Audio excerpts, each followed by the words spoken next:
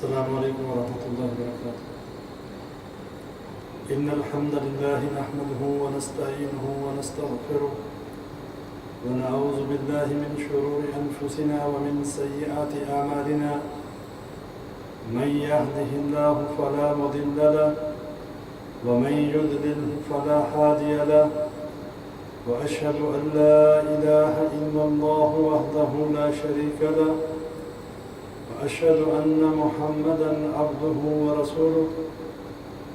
أما بعد فإن خير الحديث كتاب الله وخير الهدي هدي محمد صلى الله عليه وسلم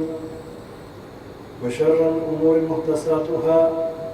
وكل محدثة بدعة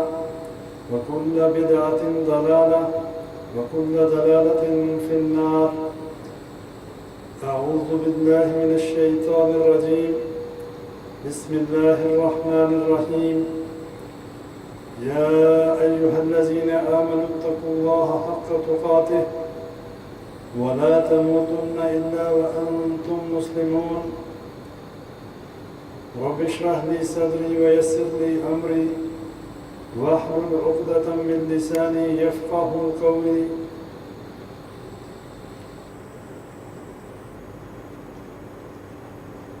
تمام تعریفیں اللہ مالک الملک کے لیے جو ہمارا خالق و مالک ہے، جس نے ہمیں اشرف المخلوقات بنایا اور پھر ہمارے اوپر اپنا فضل و کرم کرتے ہوئے ہمیں نبی اکرم صلی اللہ علیہ وسلم کی امت میں پیدا فرمایا۔ دین اسلام کے اندر سب سے زیادہ اہمیت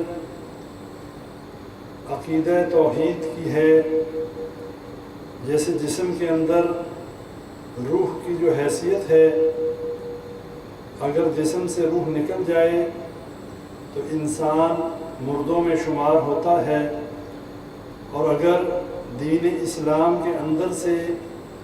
عقیدہ توحید کو نکال دیا جائے تو ایسا اسلام اور ایسا دین اس شخص کو کوئی فائدہ نہیں دے سکتا۔ اس کے دین اسلام کا ایسے شخص کو کوئی فائدہ نہیں پہنچ سکتا جس کی توحید کامل نہ ہو، جس کا عقیدہ صحیح نہ ہو۔ اسی لیے نبی اکرم صلی اللہ علیہ وسلم نے اسی عقیدہ توحید کو پھیلانے کے لیے، عقائد کو درست کرنے کے لیے نبوت کا بیشتر حصہ، بیشتر وقت اسی عقیدے کو پھیلانے میں لگایا۔ اس کے ساتھ ساتھ اللہ نے انبیاء کرام کو مبعوث کرنے کا مقصد بھی یہی بیان کیا۔ یہ وہ بنیادی عقیدہ اور یہ وہ فنڈامنٹل پرنسپل ہے جس کے اوپر تمام انبیاء کرام متفق اور متحد تھے۔ سب کی دعوت قولوا لا الہ الا اللہ کی دعوت تھی۔ اسی لیے عرب و عجم کے اندر اسی عقیدہ توحید کو پھیلانے کے لیے اللہ نے نبیوں کو بھی مبعوث فرمایا، اور پھر اس کے بعد صحابہ کرام، تابعین اور تبع تابعین اور ائمہ کرام نے اس ذمہ داری کو اٹھایا، اور پھر یہی ذمہ داری امت محمدیہ کے ذمہ لگی ہے۔ یہ تمام امت کی ذمہ داری ہے کہ وہ عقیدہ توحید کو سمجھیں، اپنی توحید کو نکھاریں، اپنے عقیدوں کی اصلاح کریں، اور پھر صحیح عقیدہ توحید کو لوگوں تک پہنچائیں۔ اور اسی تسلسل میں شیخ الاسلام محمد بن عبد الوہاب رحمہ اللہ، جن کی مایہ ناز کتاب التوحید، جو کہ مدارس کے اندر جو بہت ہی زیادہ جس کو اہمیت حاصل ہے، یہ کتاب عقیدے کے حوالے سے بہت ہی بہترین کتاب ہے، اور جو شخص اس کتاب کا تفصیلی مطالعہ کر لے اس کے عقیدے کی اصلاح ہو جانا انشاءاللہ یقینی ہے، اگر اس کے دل کے اندر بغض اور عناد نہ ہو۔ ہم کافی دروس جو ہیں اسی کتاب کے مختلف ابواب کے حوالے سے کر چکے اللہ کی توفیق سے۔ آج ہمارا درس جس باب سے منسلک ہے اور جس باب سے متعلق ہے، باب من الشرک ان یستغیث بغیر اللہ او یدعو غیرہ، کہ کسی سے مدد طلب کرنا، کسی سے استغاثہ کرنا، یہ شرک کی اقسام میں سے ایک قسم ہے، اور غیر اللہ سے استغاثہ کرنا یہ شرک کے زمرے میں آتا ہے۔ اس سے گزشتہ درس ہم نے نظر کے حوالے سے ہم نے جاننے کی کوشش کی تھی اسلام کے اندر نظر و نیاز کی کیا اہمیت ہے، اور شرعی طور پر اگر کوئی نظر اللہ کے علاوہ کسی غیر اللہ کے لیے دی جائے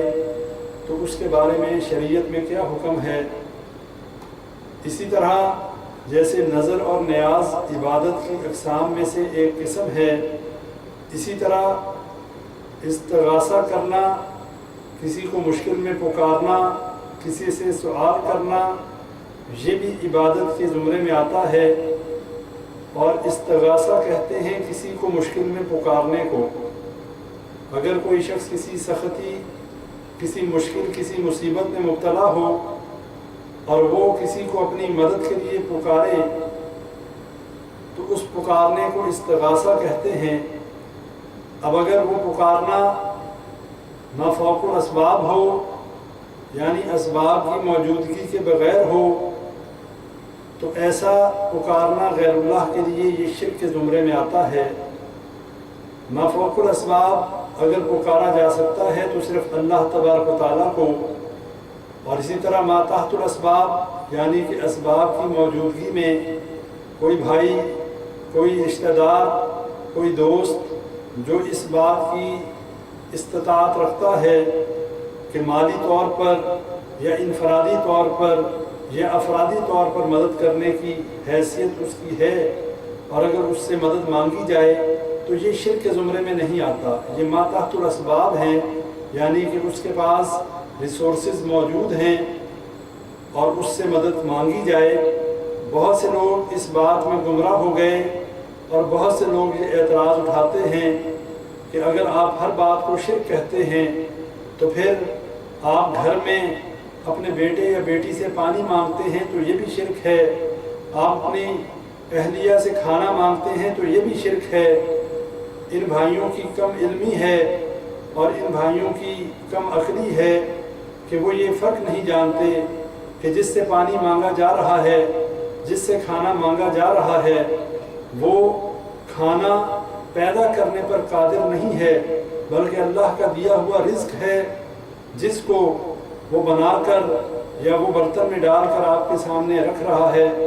تو اس سے کہیں پر بھی شرک مراد نہیں لیا جا سکتا، اس لیے کہ یہ تمام امور جو ہیں یہ دنیاوی امور ہیں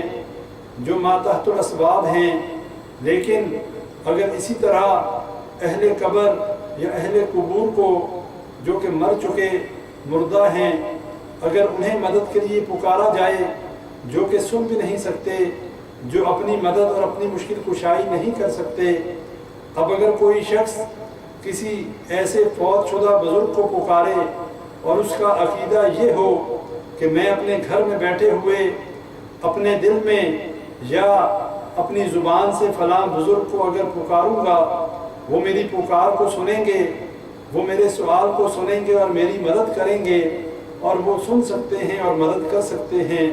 تو یہ صریحاً شرک ہے اور شرک اکبر ہے اور یہ گمراہی اور ضلالت ہے۔ اس لیے آج ہم یہ دیکھیں گے کہ دعا کی کتنی قسمیں ہیں، اور جیسا کہ احادیث سے یہ بات ہمیں پتہ چلتی ہے، الدعاء هو العبادہ، ترمذی کی روایت ہے کہ دعا عبادت ہے، اور دعا کہتے ہیں پکارنے کو۔ ہم اللہ کا ذکر کرتے ہیں، ہم قرآن پڑھتے ہیں، ہم نمازیں ادا کرتے ہیں، تو یہ سب دعاؤں کی مختلف شکلیں ہیں، لیکن ایک دعا جو ہے وہ دعائے عبادت کہلاتی ہے۔ دوسری جو قسم ہے وہ دعائے مسئلہ کہلاتی ہے۔ دعا کی دو اقسام ہیں، دعائے عبادت اور دعائے مسئلہ۔ دعائے عبادت جو ہے وہ کسی قسم کی بھی عبادت کی جائے، جیسے نماز میں ہم سورہ فاتحہ پڑھتے ہیں، اللہ سے سوال کرتے ہیں کہ اے اللہ ہمیں سیدھا راستہ دکھا،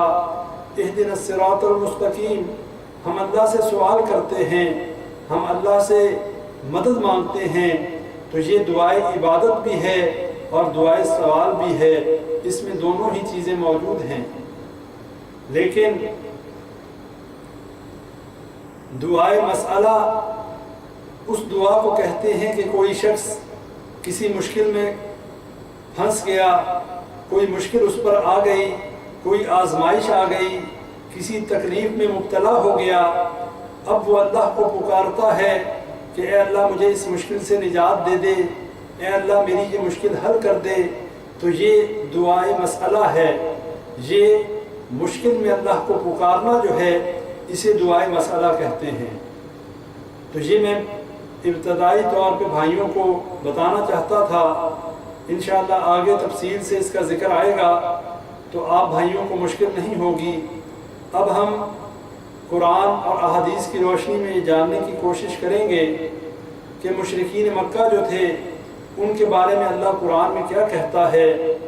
اللہ نے مشرکین مکہ کی مذمت قرآن میں نازل فرما دی، جو لوگ اللہ کو مشکلوں میں پکارتے تھے۔ یہاں پر موازنہ کرنا پڑے گا، آج کل کے مسلمان کلمہ گو مشرکوں کا،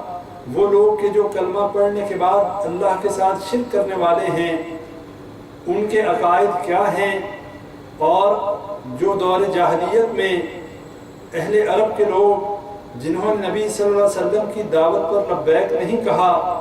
ان کا کیا عقیدہ تھا۔ یہ بات قرآن اور احادیث کے نصوص سے واضح اور ثابت ہے۔ اللہ نے بارہا جگہ قرآن میں یہ ذکر کیا کہ مشرکین مکہ جب کسی مشکل میں پھنس جاتے تو خالص اللہ کو پکارا کرتے تھے، اور اللہ تعالیٰ نے ایسے لوگوں کا ذکر قرآن میں فرمایا ہے، قُلْ أَتَعْبُدُونَ مِن دُونِ اللَّهِ مَا لَا يَمْلِكُ لَكُمْ ضَرًّا وَلَا نَفْعًا۔ اللہ کہتا ہے کہ ان سے کہو کہ کیا تم اللہ کو چھوڑ کر اس کی پرستش کرتے ہو، مَا لَا يَمْلِكُ لَكُمْ ضَرًّا وَلَا نَفْعًا، جو تمہارے لیے نقصان کا اختیار نہیں رکھتے اور نہ ہی نفع کا، جو تمہارے لیے نفع اور نقصان کا اختیار ہی نہیں رکھتے، کیا تم ان کو پکارتے ہو۔ یہاں پر پکارنا، پرستش کرنا، یہ تمام ایک ہی معنی میں آتا ہے۔ قُلْ أَتَعْبُدُونَ مِن دُونِ اللَّهِ مَا لَا يَمْلِكُ لَكُمْ ضَرًّا وَلَا نَفْعًا وَاللَّهُ هُوَ السَّمِيعُ الْعَلِيمُ۔ اللہ کہتا ہے کہ ان سے پوچھو، ان سے سوال کرو کہ تم اللہ کو چھوڑ کر اس کی پرستش کرتے ہو جو تمہارے لیے نقصان اور نفع کا اختیار نہیں رکھتے۔ وَاللَّهُ هُوَ السَّمِيعُ الْعَلِيمُ، حالانکہ اللہ تعالیٰ سننے والا اور سب کچھ جاننے والا ہے۔ اب یہاں پر اس آیت کی روشنی میں دیکھیں، مشرکین مکہ کس کو پکارا کرتے تھے؟ وہ لات، منات، حبل اور عزیٰ کو پکارا کرتے تھے، ان کے سامنے اپنی مشکلوں کے حل ڈھونڈا کرتے تھے، ان سے اولادیں اور ان سے مصیبتوں کا حل تلاش کرنے میں لگے رہتے تھے۔ اللہ نے ان کے رد میں سورہ مائدہ میں یہ آیات نازل کر دی، اور پھر اسی طرح ایک اور مقام پر اللہ فرماتا ہے، وَلَا تَدْعُوا مِن دُونِ اللَّهِ مَا لَا يَنفَعُكَ وَلَا يَضُرُّكَ فَإِن فَعَلْتَ فَإِنَّكَ إِذًا مِّنَ الظَّالِمِينَ۔ اللہ کو چھوڑ کر کسی ایسی ہستی کو نہ پکارو جو تجھے نہ فائدہ پہنچا سکتی ہو اور نہ نقصان۔ اور فرمایا یہاں پر مخاطب واحد کا صیغہ ہے، وَلَا تَدْعُوا مِن دُونِ اللَّهِ مَا لَا يَنفَعُكَ وَلَا يَضُرُّكَ۔ اللہ تعالیٰ نبی اکرم صلی اللہ علیہ وسلم کو مخاطب کر کے اور ان کے ذریعے تمام لوگوں کو مخاطب کر رہا ہے کہ اللہ کو چھوڑ کر کسی ایسی ہستی کو نہ پکارو جو تجھے نہ فائدہ پہنچا سکتی ہو اور نہ نقصان۔ اور پھر فرمایا فَإِن فَعَلْتَ فَإِنَّكَ إِذًا مِّنَ الظَّالِمِينَ، اگر تو ایسا کرے گا تو ظالموں میں سے ہوگا۔ یہ مذمت ہے اللہ کے علاوہ کسی دوسرے کو پکارنے کی، جو اللہ نے قرآن میں واضح طور پہ نازل کر دی کہ اللہ کے علاوہ کسی کو پکارا نہیں جا سکتا۔ پکار سے کیا مراد ہے؟ وہ دعائے مسئلہ ہو یا وہ دعائے عبادت ہو، کسی بھی حیثیت میں کسی غیر اللہ کو نہیں پکارا جا سکتا۔ یہ حق صرف اور صرف اللہ تبارک و تعالیٰ کا ہے۔ اور جب اس حق کے اوپر مشرکین مکہ نے ڈاکہ ڈالا، جب مشرکین مکہ نے اس حق کو نہ پہچانا اور انہوں نے لات منات حبل اور عزا کو پوجنا شروع کر دیا، اللہ تعالیٰ نے ان کے بارے میں بھی قرآن میں ذکر کر دیا اور یہ بات بھی واضح کر دی کہ جن کو تم پکارتے ہو یہ مردہ ہیں، یہ زندہ نہیں ہیں، یہ اپنی مشکل کشائی بھی نہیں کر سکتے، یہ تو اپنے آپ کو بھی کوئی نفع اور نقصان نہیں پہنچا سکتے، تم ان سے کیسے مشکل کشائی کے لیے دعائیں کرتے ہو اور کیسے ان کو پکارتے ہو؟ اور اللہ کہتا ہے ادعوا ربکم تضرعا وخفیا انہ لا يحب المعتدین، اپنے رب کو پکارو، کیسے پکارو؟ گر گراتے ہوئے، چپکے چپکے، خفیہ طریقے سے، دل ہی دل میں پکارو تو وہ اللہ تب بھی سننے والا ہے۔ انہ لا يحب المعتدین، اور اللہ تعالیٰ حد سے گزرنے والوں کو پسند نہیں کرتا۔ یہاں پر بڑی اہم بات آپ بھائیوں کے سامنے رکھنا چاہتا ہوں، اللہ تعالیٰ کی ذات تو وہ ذات ہے، اگر کوئی شخص اپنے دل میں بھی اللہ کو پکارے، اگر کوئی شخص اپنے دل میں بھی اللہ سے اپنے مسئلے کو رکھے، اللہ کے سامنے سوال کرے، اللہ سے اپنی مشکل کشائی کے لیے، اپنی بیماریوں کی شفا کے لیے اللہ سے دل ہی دل میں سوال کرے، اللہ تعالیٰ دلوں کا حال جانتا ہے، اللہ دل کے اندر پیدا ہونے والے خیال کو جانتا ہے۔ اور کوئی شخص اپنے دل میں اللہ سے توبہ اور استغفار کرے، اللہ تعالیٰ توبہ کو قبول کرنے والا ہے۔ لیکن اللہ کے علاوہ کون سی ذات ایسی ہے کہ جس کو دل میں پکارا جائے، جس کو خفیہ پکارا جائے اور وہ دلوں کے حال جان لے؟ کوئی بھی ایسی ہستی نہیں ہے، چاہے وہ کوئی فرشتہ ہو، چاہے وہ کوئی نبی ہو، وہ کوئی اولیاء اللہ ہو، وہ کوئی بزرگ ہو۔ بزرگوں کا حال تو یہ ہے، انسانوں کا حال تو یہ ہے، اگر اس دنیا میں زندہ بھی ہو، اگر وہ سو رہا ہو، آپ اس کے پاس کھڑے ہو کر اس کو پکارتے رہیں، اس کے سامنے دستے سوال دراز کرتے رہیں، وہ آپ کی نہ تو بات سن سکتا ہے، نہ آپ کی بات کا جواب دے سکتا ہے۔ مرا نہیں، زندہ ہے، لیکن سویا ہوا ہے۔ اگر سویا ہوا ہماری بات کو نہیں سن سکتا، ہمیں جواب نہیں دے سکتا، تو مر جانے کے بعد، قبر میں دفن ہو جانے کے بعد،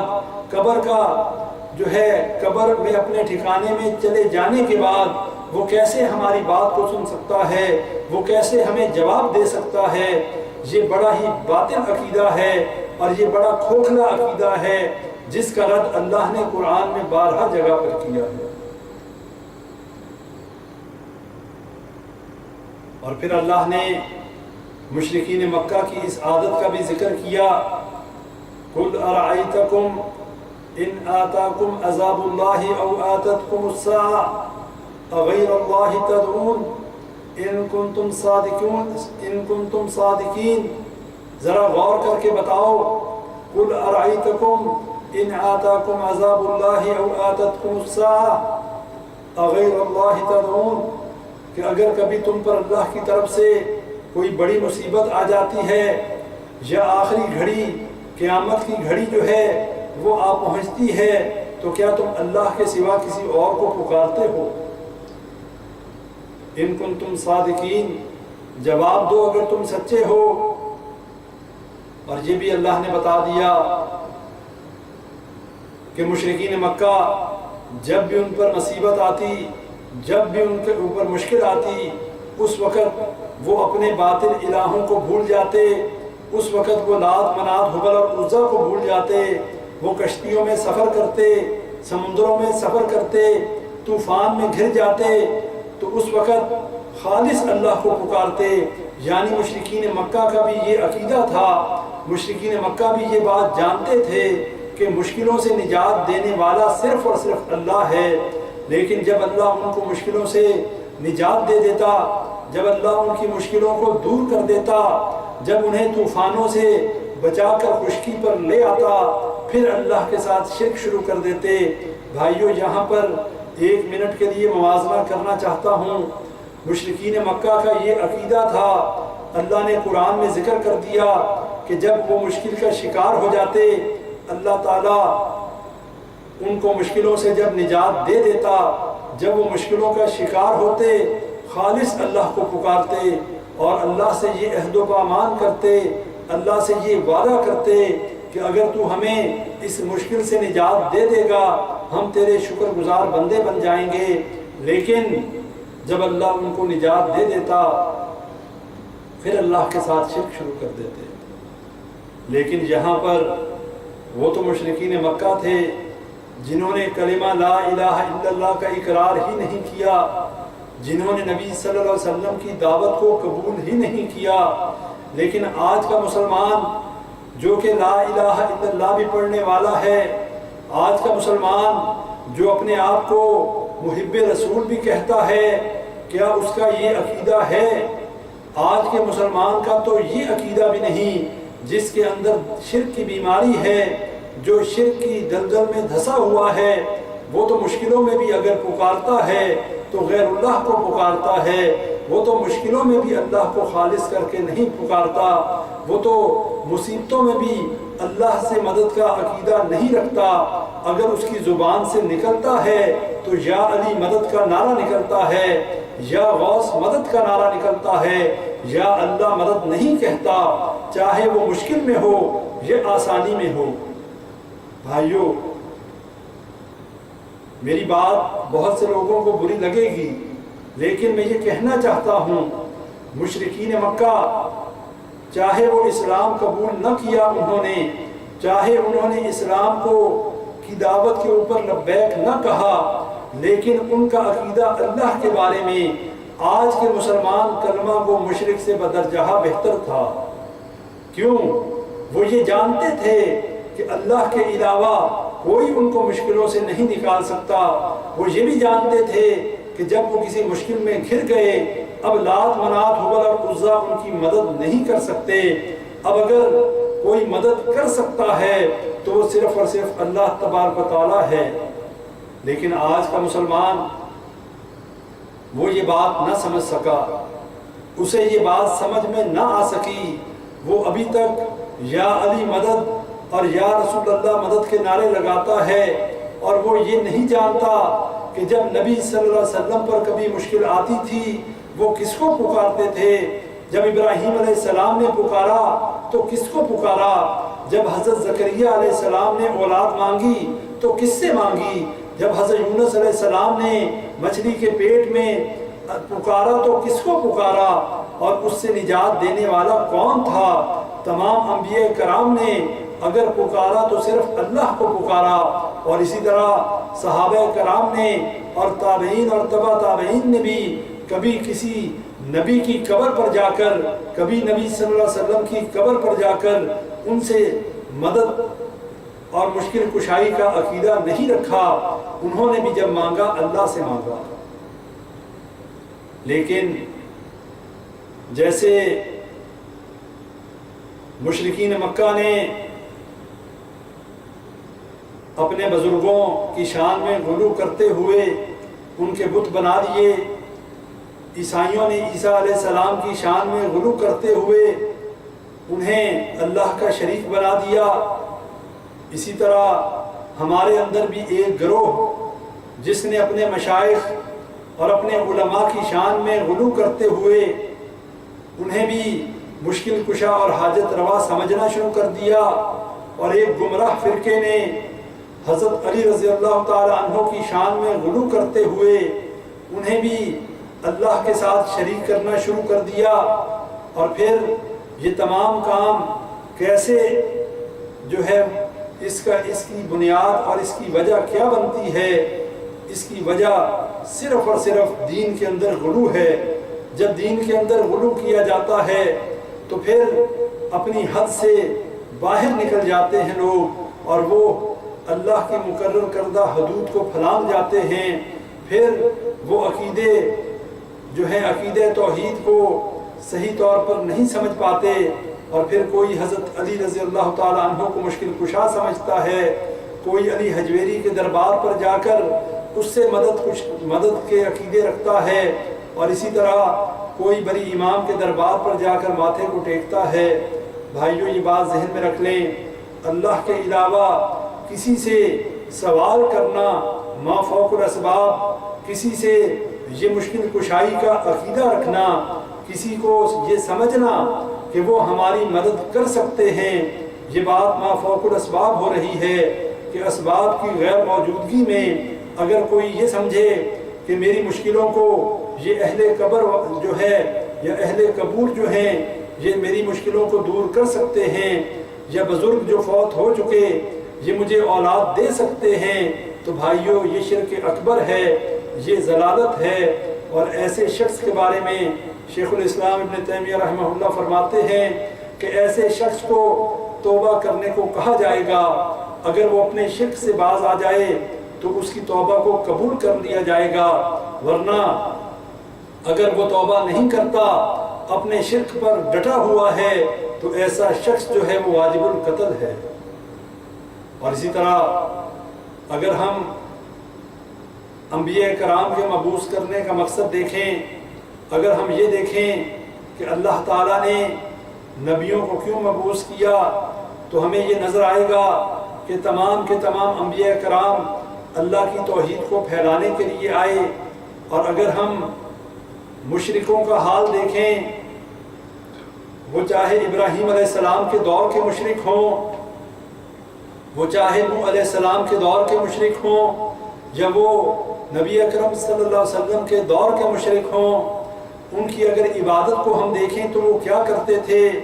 ان کا عقیدہ کیا تھا، وہ قبروں کو پوجتے تھے، وہ مورتیوں کے سامنے سر بسجود ہوتے تھے، وہ تصویروں کے سامنے جھکتے تھے، اور اسی طرح ان کی عبادت کیا تھی۔ اللہ نے قرآن میں فرما دیا کہ جب وہ لات منات حبل اور عزا کی پوجا کرتے تھے تو وہ کیا کہتے تھے، جب وہ ود سوا یعوق یعوس اور نصر کی عبادت کرتے تھے تو کیا کہتے تھے، ما نعبدهم الا ليقربونا الى الله زلفى، ہم تو ان کی عبادت صرف اس لیے کرتے ہیں کہ وہ اللہ تک ہماری رسائی کروا دیں، ہمیں اللہ کے قریب کر دیں، ہمارا اللہ سے تعلق جوڑ دیں۔ وہ یہ نہیں کہتے تھے کہ یہ الہ ہیں، یہ مشکل کشا ہیں، بلکہ وہ یہ کہتے تھے کہ یہ اللہ کے نیک بندے ہیں، یہ ہمارے سفارشی ہیں، یہ ہمیں اللہ کے قریب کرتے ہیں، اور وہ توسل کی حد تک شرک کرتے تھے۔ اور ایک اور جگہ پر اللہ نے سورہ یونس میں ذکر کیا، وَيَقُولُونَ هَؤُلَاءِ شُفَعَاؤُنَا عِندَ اللَّهِ، کہ مشرک یہ کہتے ہیں کہ یہ اللہ تعالیٰ کے ہاں ہمارے صرف سفارشی ہیں، وہ صرف ان کو اپنا سفارشی سمجھتے تھے۔ اگر کوئی اس قسم کا عقیدہ رکھے تو وہ صریحاً شرک میں مبتلا ہے، اور ان کے اس عقیدے کی بنیاد پر انہیں مشرک کہا گیا۔ لیکن بھائیوں، آج کے دور میں ہمارے مسلمان بھائی جن کو عقیدہ توحید کا فہم نہیں، جن کو علماء سو نے گمراہ کر دیا، جنہوں نے ان کو بت پرستی اور قبر پرستی پر لگا دیا، مزاروں کو پوجنے پر لگا دیا، اور قبروں کے آگے سر جھکانے پر لگا دیا، ان کا عقیدہ کیا ہے؟ وہ ان کو سفارشی نہیں مانتے، وہ تو ان کو مشکل کشا اور حاجت روا سمجھتے ہیں، وہ تو ان کو حاضر ناظر سمجھتے ہیں، وہ تو ان کی ارواح سے فیض حاصل کرنے کے عقیدے رکھتے ہیں، وہ تو یہ عقیدہ رکھتے ہیں کہ یہ قبروں میں مدفون جو ہیں یہ تو یہ بھی جانتے ہیں ان کی قبر پر کون آیا، کون کیا لایا۔ اور بڑے ہی افسوس کی بات ہے، کیسی بے وقوفی کی بات ہے، اگر ان قبروں میں مدفون بزرگ جو ہیں وہ یہ سارا کچھ جانتے ہیں، اور وہ بچے بھی دیتے ہیں، وہ مشکلوں کو دور بھی کرتے ہیں، وہ مال و دولت بھی عطا کرتے ہیں، پھر ان کی قبروں اور ان مزاروں پر بیٹھے ہوئے مجاور لوگوں کے چندے کے محتاج کیوں ہیں؟ پھر وہاں پر چندوں کے لیے بکس لگا کر لوگوں سے چندہ کیوں مانگا جاتا ہے؟ ان مجاوروں کا اپنا عقیدہ جو ہے ان بزرگوں کے بارے میں یہ نہیں، انہیں بھی معلوم ہے یہ مر چکے ہیں، یہ زندہ نہیں ہیں، انہیں تو یہ بھی شعور نہیں کہ یہ اٹھائے کب جائیں گے۔ اور ان مجاوروں کا اپنا عقیدہ بھی یہی ہے کہ یہ مردہ ہے، زندہ نہیں ہے۔ یہی وجہ ہے کہ وہ زائرین سے،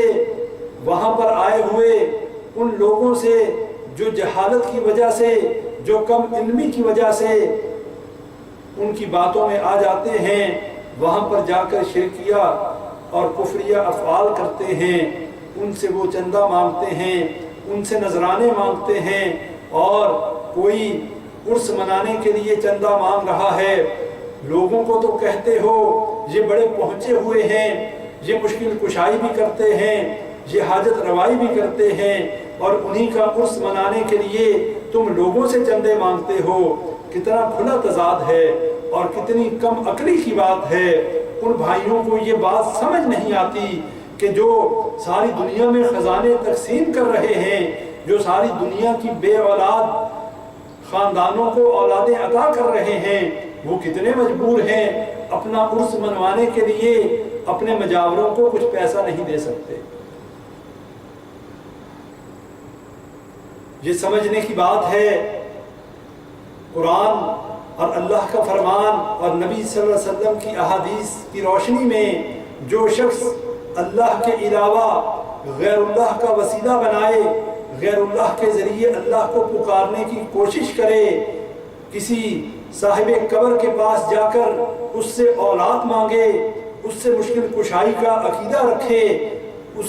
وہ شخص صریحاً شرک پر ہے، اور ایسے شرک پر ہے اگر اس نے اس شرک سے توبہ نہ کی اور اس شرک پر مر گیا، دائمی جہنمی ہوگا،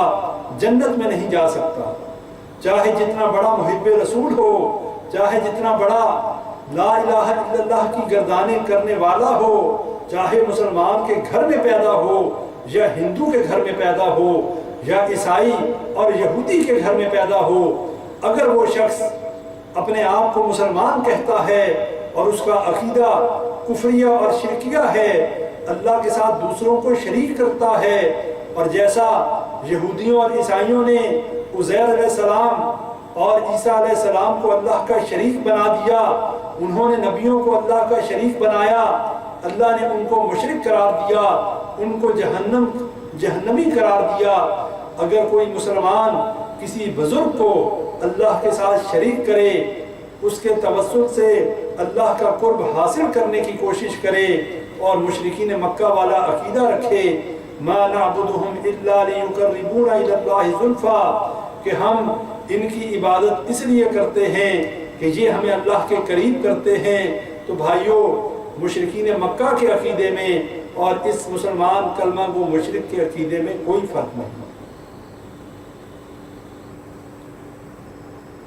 اور یہی بات نبی اکرم صلی اللہ علیہ وسلم کی تعظیم اور توقیر کے حوالے سے اللہ نے قرآن میں فرما دیا، یا اہل الکتاب لا تغلو فی دینکم، اے اہل کتاب اپنے دین میں غلو نہ کرو۔ یہ بات ہمارے لیے بھی مشعل راہ ہے، اس لیے کہ اہل کتاب یہودی اور عیسائی جب انہوں نے دین میں غلو کیا، وہ گمراہ ہو گئے، وہ اللہ کے غضب کا نشانہ بنے۔ یہی بات ہمارے لیے ہے۔ اس کے بارے میں شیخ الاسلام ابن تیمیہ رحمہ اللہ کے شاگرد امام ابن قیم رحمہ اللہ وہ اسی بات پر روشنی ڈالتے ہوئے کہتے ہیں کہ نبی اکرم صلی اللہ علیہ وسلم کی تعظیم اور توقیر میں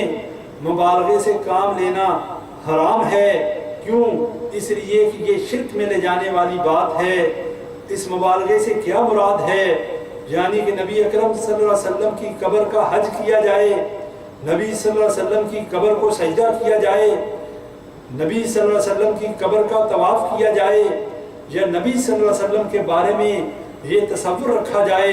کہ آپ صلی اللہ علیہ وسلم علم غیب جانتے تھے،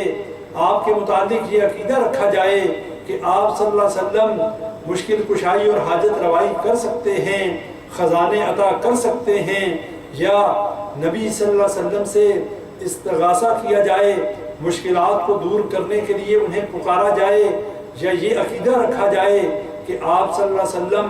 سائلین کی ضرورت کو پورا کرتے ہیں یا کر سکتے ہیں، یا نبی صلی اللہ علیہ وسلم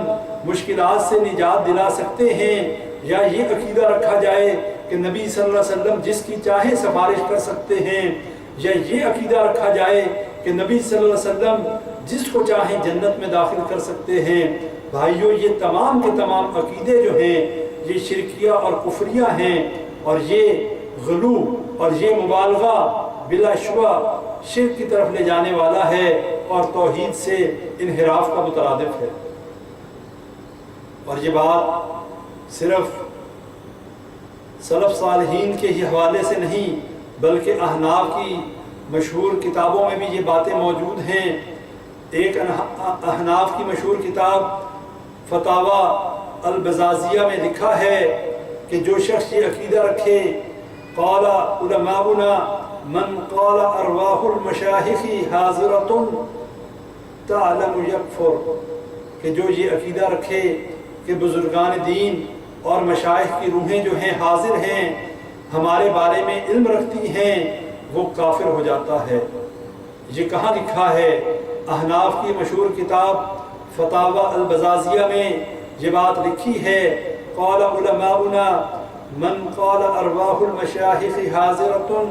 تعلم یکفر، کہ جو یہ عقیدہ رکھے کہ علماء اور مشائخ کی ارواح جو ہیں ان کی روحیں حاضر ناظر ہیں اور وہ ہمارے بارے میں علم رکھتی ہیں، تو وہاں لکھا ہے کہ وہ کافر ہو جاتا ہے۔ اور اسی طرح شیخ ثناء اللہ حنفی رحمہ اللہ اپنی کتاب میں لکھتے ہیں کہ دور حاضر میں مسلمانوں میں کچھ گروہ اس قسم کے پیدا ہو چکے ہیں جو یہ عقیدہ رکھتے ہیں کہ اولیاء اللہ کو اپنی زندگی میں بھی اور بعد ان کے مر جانے کے بعد بھی اس عالم میں قدرت تصرف حاصل ہے،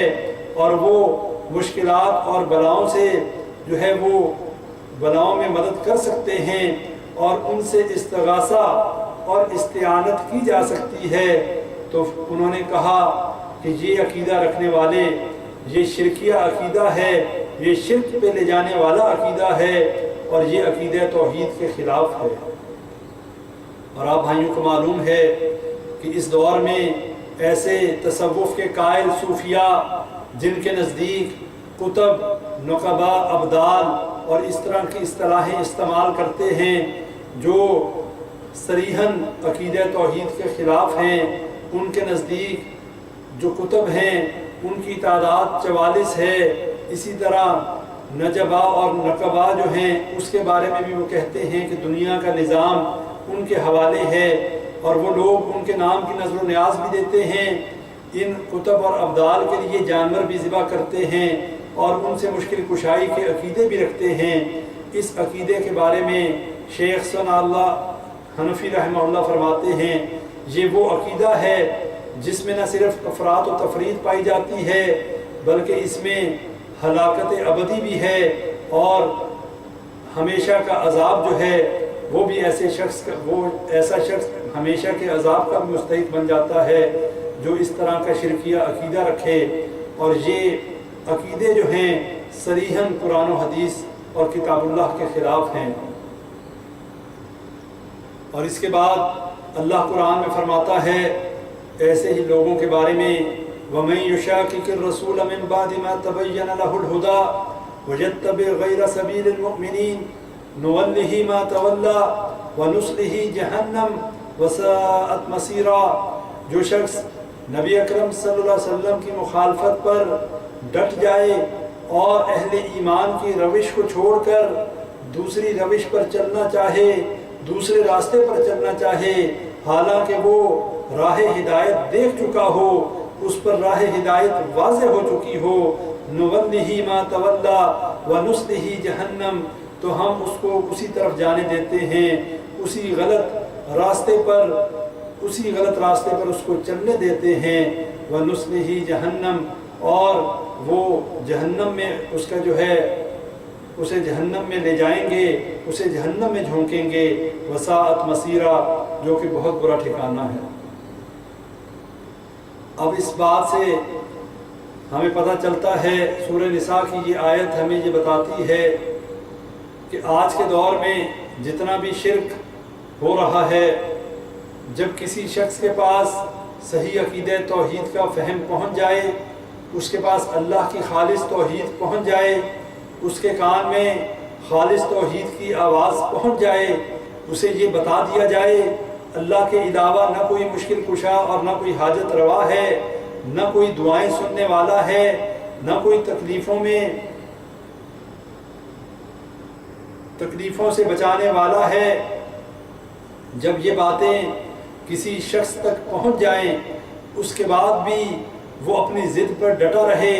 اس کے بعد بھی وہ گمراہیت کے راستے پر چلنے کی کوشش کرتا رہے اور وہ ضد اور انا کی وجہ سے اپنی اصلاح نہ کرے بلکہ اپنے آباء و اجداد کے راستے پر چلتا رہے، تو بھائیوں یہ بات ذہن میں رکھ لیں، ایسے لوگوں کے بارے میں اللہ نے قرآن میں فرما دیا کہ ان کو اللہ تعالیٰ اسی راستے پر چلنے دیتا ہے، نُوَلِّهِ مَا تَوَلَّى وَنُصْلِهِ جَهَنَّمَ وَسَاءَتْ مَصِيرًا، کہ وہ لوگ پھر اسی راستے پر چلتے ہیں جو کہ گمراہیت والا راستہ ہے، اور اللہ فرماتا ہے کہ ہم عنقریب ان کو جہنم میں پھینکیں گے اور جو بدترین ٹھکانہ ہے۔ اب یہ بات قرآن کی آیات سے اور واضح ہو جاتی ہے۔ اللہ فرماتا ہے أَمَّن يُجِيبُ الْمُضْطَرَّ إِذَا دَعَاهُ وَيَكْشِفُ السُّوءَ، کون ہے جو بے قرار کی دعا سنتا ہے، اور وَيَكْشِفُ السُّوءَ، اور کون ہے جو تکلیف کو رفع کرتا ہے، تکلیف کو دور کرتا ہے، وَيَجْعَلُكُمْ خُلَفَاءَ الْأَرْضِ أَإِلَٰهٌ مَّعَ اللَّهِ، اور کون ہے جو تمہیں زمین کا خلیفہ بناتا ہے، اللہ کے ساتھ اللہ کے علاوہ بھی کوئی اور خدا ہے یہ کام کرنے والا؟ قلیلا ما تذکرون، لیکن بہت کم ہیں جو غور کرتے ہیں، بہت کم لوگ ہیں جو تدبر اور تفکر کرتے ہیں۔ اللہ نے یہ ایک مثال بیان کی، اللہ نے یہ ایگزامپل بیان کی کہ کون ہے جو بے قرار کی دعا کو سنتا ہے، کوئی شخص بیماری میں مبتلا ہے، کوئی شخص مشکلوں کا شکار ہے، جب ہر طرف سے مایوسی اسے گھیرے میں لے لیتی ہے، ڈاکٹر جواب دے دیتے ہیں، ہر طرف سے مایوس ہو جاتا ہے، اسے یہ پتہ چل جاتا ہے کہ اب کوئی مدد نہیں کر سکتا، اس وقت وہ صرف اور صرف اللہ کو پکارتا ہے۔ ہر طرف سے مایوس ہو جانے کے بعد، ہر سہارے سے جب وہ شخص مایوس ہو جاتا ہے، پھر اسے صرف اللہ کا در نظر آتا ہے، اور جب وہ اللہ کو پکارتا ہے، اللہ اس کی بیماری سے اس کو شفا دے دیتا ہے۔ اللہ یہی بتانا چاہتا ہے کہ کون ہے جو بے قرار دل کی دعا سنتا ہے، جب کوئی شخص بے قراری بے بسی کا شکار ہو جاتا ہے، اللہ کو خالصتاً پکارتا ہے، اللہ اس کی تکلیف کو دور کر دیتا ہے، اور اللہ کہتا ہے کون ہے جو تمہیں زمین پر ذمہ دار بناتا ہے، خلیفہ بناتا ہے، اور اللہ کے علاوہ کوئی اور بھی الہ ہے جو یہ کام کر سکتا ہو؟ پھر اللہ نے کہا قلیلا ما تذکرون، بہت کم لوگ ہیں جو فکر کرنے والے ہیں، جو سوچنے والے ہیں، جو تدبر کرنے والے ہیں۔ اب یہی صفات اگر ہم کسی غیر اللہ میں ڈھونڈنے کی کوشش کریں، ہمیں یہ باتیں، یہ خوبیاں اور یہ خاصیتیں اس میں نظر نہیں آئیں گی۔ کوئی شخص اپنے دل میں اللہ کو پکارے، اللہ پکار کو سنتا بھی ہے اور اللہ قبول بھی کرتا ہے، لیکن آپ اپنے دل میں جتنے مرضی اولیاء اللہ کو پکارتے رہیں، بلکہ لاؤڈ سپیکر میں آپ ان کی قبروں پر جا کر ان کو پکارتے رہیں، اموات غیر احیاء وما یشعرون ایان یبعثون، وہ مردہ ہیں، وہ زندہ نہیں ہیں، اور انہیں تو یہ بھی شعور نہیں کہ اٹھائے کب جائیں گے۔ یہ ان لوگوں کے بارے میں کہ جن سے مشکل کشائی کا عقیدہ رکھا جاتا ہے، اور پھر اللہ فرماتا ہے ان تدعوہم لا يسمعوا دعاءکم वलौ समिउ मस्तजाबु लकुम व यौमल क़ियामति यकफुरून बिशिरकिकुम वला युनब्बिउका मिस्लुल खबीर। अल्लाह कहता है कि जिन्हें तुम पुकारते हो वो तुम्हारी पुकार को नहीं सुन सकते। और फरमाया वलौ समिउ, अगर वो सुन भी लें, मस्तजाबु लकुम, वो तुम्हें जवाब नहीं दे सकते। और फिर क्या, व यौमल क़ियामति यकफुरून बिशिरकिकुम, और क़यामत के दिन वो तुम्हारे इस शिर्क का इनकार कर देंगे। और अल्लाह फरमाता है वला युनब्बिउका मिस्लु खबीर, ऐसी सही खबर तुम्हें अल्लाह के सिवा कोई नहीं दे सकता। अल्लाह ने वाज़ेह फरमा दिया, सूरह फातिर की आयत हैं कि जिनको तुम अल्लाह के अलावा पुकारते हो वो तुम्हारी पुकार नहीं सुन सकते। फिर फरमाया वलौ समिउ मस्तजाबु लकुम, अगर वो सुन भी लें तो तुम्हें जवाब नहीं दे सकते। और फिर फरमाया कि क़यामत के दिन आज जिनसे तुम मुश्किल कुशाई के अकीदे रख रहे हो, जिनकी कब्रों पर जाके नजर न्याज दे रहे हो, जिनकी कब्रों पे जाकर रुकू और सजूद कर रहे हो, जिनके सालाना उर्स मना रहे हो, क़यामत के दिन ये तुमसे ऐलान बरात कर देंगे, तुम्हारे शिर्क का इनकार कर देंगे। और अल्लाह कहता है कि इससे बेहतर खबर, इससे ज़्यादा सही खबर तुम्हें एक खबरदार के सिवा कोई नहीं दे सकता। और वो खबरदार कौन है, वो आलिमुल गैब कौन है, वो मुश्किल कुशा और हाजत रवा कौन है, वो अल्लाह के अलावा कोई नहीं। अल्लाह अपने बारे में फरमाता है कि मेरे अलावा तुम्हें ऐसी सही खबर कोई नहीं दे सकता। और भाइयों, अगर कोई मुश्किल कुशाई कर सकता होता, अगर अल्लाह ये इख्तियार किसी को देता तो ये इख्तियार नबी अकरम सल्लल्लाहु अलैहि वसल्लम को दिया जाता। लेकिन अल्लाह ने उनके चचा अबू तालिब को कुफर पर फौत करके ये बात हमें बता दी कि अल्लाह ताला जिसको चाहे हिदायत उसको मिलती है। इन्नका ला तहदी मन अहबब वलाकिन अल्लाह यहदी मन यशा, कि ए अल्लाह के नबी सल्लल्लाहु अलैहि वसल्लम, जिसको आप चाहें उसको हिदायत नहीं मिल सकती, बल्कि जिसको अल्लाह चाहे हिदायत उसको मिलती है। और यहाँ पर कितना वाज़ेह फरमा दिया। फिर एक और जगह फरमा दिया इन्नका मय्यितुन व इन्नहुम मय्यितून, आप सल्लल्लाहु अलैहि वसल्लम भी फौत होने वाले हैं और ये लोग भी फौत होने वाले हैं। यानी जिसे मौत आ जाए, जो फौत हो जाए, जो मर जाए, वो मुश्किल कुशा नहीं हो सकता। जिसे मौत न आए, जिसे नींद न आए, जिसे ऊँग भी न आए, जो थकावट भी महसूस न करे, वो मुश्किल कुशा होता है। जिसे किसी की ज़रूरत न हो, जिसके ऊपर कोई मुश्किल न आती हो, वो मुश्किल कुशा होता है। जिसे मुश्किल आ जाए, जिसे नींद आ जाए, जिसे थकावट महसूस हो, जो कमज़ोरी महसूस करे, जो खाने का मोहताज हो, जो पीने का मोहताज हो, वो मुश्किल कुशा नहीं हो सकता। और सबसे बड़ी बात, जिसे मौत आ जाए वो मुश्किल कुशा नहीं हो सकता, वो इला नहीं हो सकता, वो हाजत रवा नहीं हो सकता। ये बात अपने जहनों में रख लें। जब नबी सल्लल्लाहु अलैहि वसल्लम से मुश्किल कुशाई और हाजत रवाई का अकीदा नहीं रखा जा सकता, फिर उसके बाद कोई भी ज़ात ऐसी नहीं इंसानों में कि जिससे मुश्किल कुशाई का अकीदा रखा जा सके। कुल्लु नफ्सिन ज़ाइक़तुल मौत, हर जानदार ने मौत का मज़ा चखना है। कुल्लु नफ्सिन बिमा कसबत रहीना, हर नफ्स अपने करतूतों में फंसा हुआ है, हर नफ्स अपने आमाल में फंसा हुआ है। और इसी तरह ये बात इस हदीस से भी वाज़ेह हो जाती है, इज़ा मात इब्नु आदम इनक़ता अमलुहु इल्ला मिन सलास, कि इंसान जब फौत हो जाता है उसके तमाम आमाल मुनक़ते हो जाते हैं सिवाय 3 कामों के अजर के, जो कि जारी रहता है, जिसमें सदक़तुल जारिया, एक सदक़ा जारिया है, फिर ऐसा इल्म जो उसके बाद भी जिससे लोग फ़ायदा उठाते रहें, ऐसा कोई दावत और तबलीग का काम, ऐसा इल्म अपने पीछे छोड़ गया जिससे लोग फ़ायदा उठाते रहें, ये भी उसके लिए उसके मर जाने के बाद उसको फ़ायदा देता रहेगा। और तीसरा, औलाद सालेह, नेक औलाद जो उसके बाद نیک کام کرتی رہے، ایسے کام کرتی رہے کہ جو اللہ کی خوشنودی والے ہوں، اللہ کی رضا والے ہوں، تو یہ بھی اس کے لیے صدقہ جاریہ ہے، اس کے مر جانے کے بعد بھی اس کو اس کا ثواب ملتا رہے گا۔ اس کے علاوہ کوئی ایسا عمل نہیں ہے، اس کے علاوہ کوئی کام اس شخص کے بارے میں نہیں فرمایا گیا جس کا اس کو فائدہ پہنچتا ہو۔ انقطع عملہ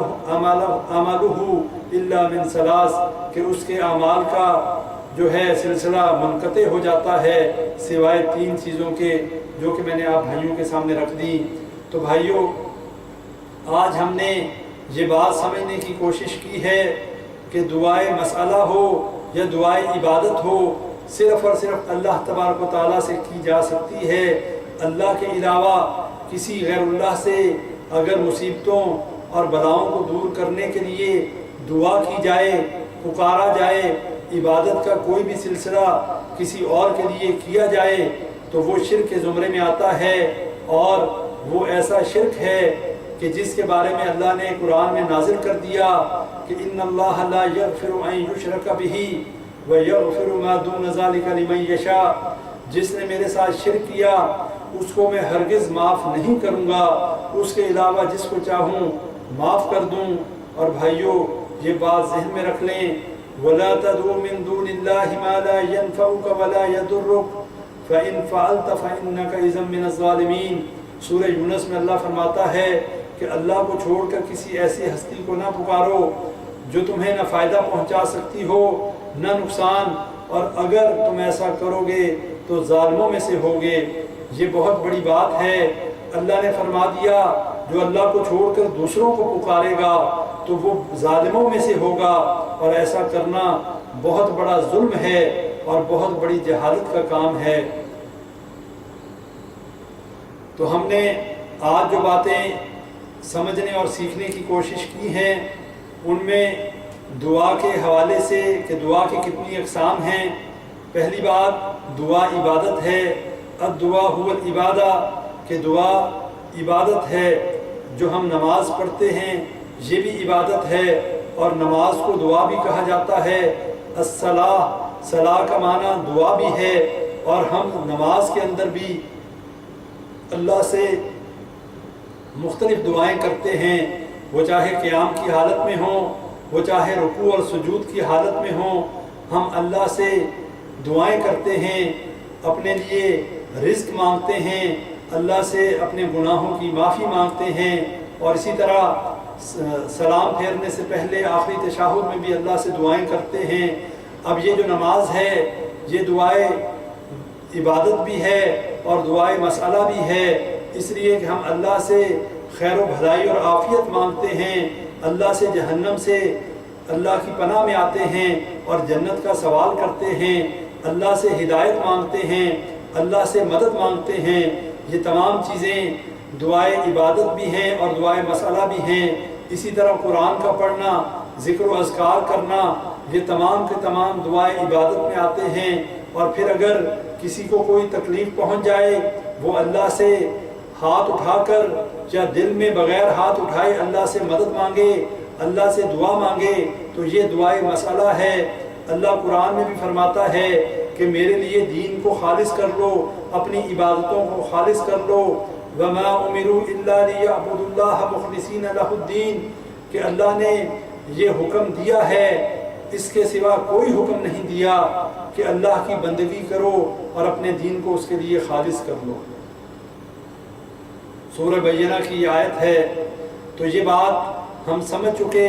کہ ہر قسم کی دعا، وہ چاہے دعائے عبادت ہو یا دعائے مسئلہ ہو، صرف اور صرف اللہ سے کی جا سکتی ہے۔ اللہ کے علاوہ کسی سے کسی قسم کی دعا نہیں کی جا سکتی۔ اگر وہ شخص فوت ہو چکا ہے، وہ قبر میں مدفون ہے، اس کی قبر پر جا کر یا اپنے گھر میں بیٹھ کر اس کا نام لے کر یہ نہیں کہا جا سکتا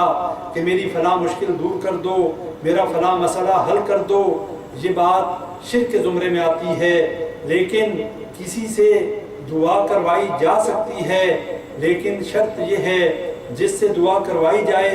وہ پہلی بات زندہ ہو اور وہ آپ کے سامنے موجود ہو، آپ کی آواز کو سنتا ہو، آپ اسے کہہ سکتے ہیں کہ میرے حق میں دعا کریں۔ ایک مومن دوسرے مومن کے لیے دعا کرے، بلکہ اس کی بڑی تاکید آئی ہے کہ اپنے مسلمان مومن بھائیوں کے لیے دعا کیا کرو۔ اس لیے کوئی شخص اگر اپنے مسلمان مومن بھائی کے لیے دعا کرتا ہے، اللہ تعالیٰ اس کے بدلے میں جتنے مومنوں اور مسلمانوں کے لیے دعا کی جاتی ہے، جو شخص دعا کرنے والا ہے، اللہ تعالیٰ ہر مسلمان بھائی کے حق میں کی گئی دعا کے بدلے اس شخص کے نام اعمال میں ایک نیکی لکھ دیتا ہے۔ یہ کوئی چھوٹا معاملہ نہیں ہے۔ کسی بھائی کے لیے دعا کرنا، کسی بہن کے لیے دعا کرنا، یا تمام مومن بھائیوں اور بہنوں کے لیے دعا کرنا، یہ بڑی فضیلت کی بات ہے۔ اس لیے کہ ایک تو اللہ تعالیٰ ہمیں بھی اس کا مستحق کر دیتا ہے، جو دعا ہم کسی اور کے لیے مانگتے ہیں فرشتے ہمارے لیے بھی اس پر آمین کہتے ہیں۔ پھر اس کے بعد ہر بھائی کے لیے مانگی گئی دعا کے بدلے اس شخص کو ایک نیکی بھی مل جاتی ہے۔ تو اس سے اچھی بات اور اس سے بہتر بات اور کیا ہو سکتی ہے کہ جب قیامت کے دن انسان ایک ایک نیکی کا محتاج ہوگا، ایک ایک نیکی کے لیے لوگوں کے سامنے دستے سوال دراز کرے گا۔ آج ہمیں وہ نیکیاں حاصل کرنے کا ہمارے پاس موقع ہے۔ اس لیے بھائیوں، اپنے مسلمان بھائیوں کے لیے، بہنوں کے لیے زیادہ سے زیادہ دعائیں کیا کریں، اور پھر دعا کے لیے یہ بھی ذہن میں رکھیں کہ یہ دعا عبادت ہے، اسے عبادت سمجھ کے کیا کریں۔ لاپرواہی سے کی گئی دعا کو اللہ قبول نہیں کرتا۔ اور پھر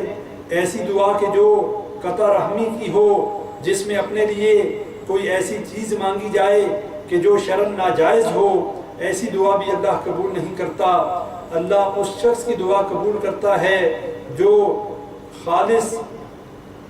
اپنی کنسنٹریشن کو اللہ کی طرف مرکوز کرتے ہوئے اللہ سے دعا کرے، اور پھر اس کے بعد اس کی دعا قطع رحمی کی نہ ہو۔